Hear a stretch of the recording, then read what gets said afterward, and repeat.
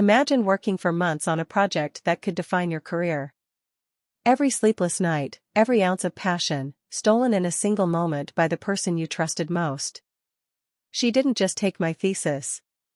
She took my future, my dreams. But the thing about thieves? They always forget that some people bite back harder than they steal. And when I was done, she wasn't just exposed, her academic career was destroyed forever. If you've ever been betrayed by someone you thought you could trust, and wished you could watch karma roll in like a wrecking ball, you're going to love this story. Hit that like button, subscribe, and let's dive into one of the most satisfying takedowns you'll ever hear. I'm Emily. Final year of my master's program in psychology. For 2 years, my thesis was my baby, my original research, late-night coffee binges, stacks of data, and hundreds of pages that could make or break my career. I lived with my older sister, Claire. On the outside, she was everything people admired, confident, charismatic, and academically gifted. But beneath that polished surface? A parasite. Someone who could charm her way into anyone's trust and then strip them bare. We'd always had a complicated relationship. She saw me as the quiet one, the background sister, the one whose achievements didn't matter. I thought, maybe she was just competitive. Turns out, she was calculating. One night, I left my laptop open on my desk after a 14-hour research session. I was too exhausted to even close the lid. The next morning, my thesis document was gone. Completely erased from my laptop. Panic hit like a tidal wave.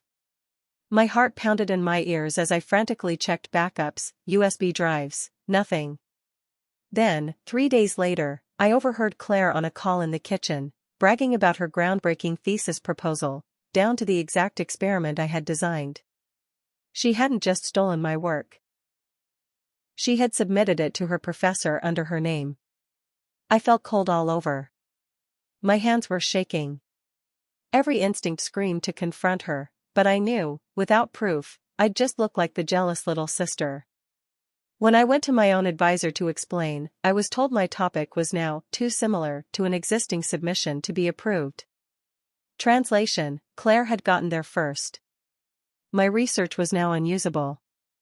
2 years of work, gone. My scholarship was on the line.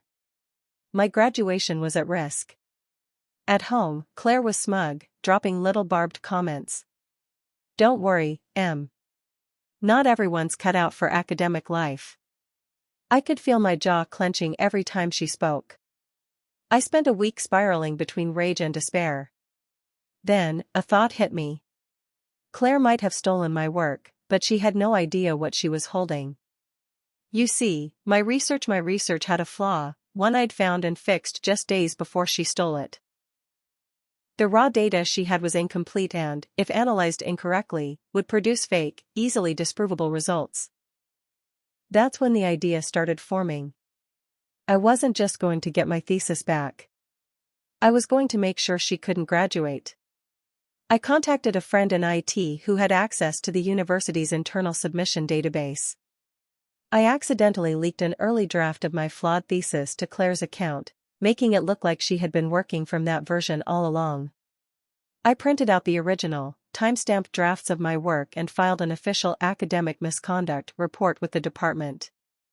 I didn't accuse her directly, just mentioned that someone else might be misusing my data and that I was worried about integrity issues. I waited. 2 months later, the final thesis defense presentations began.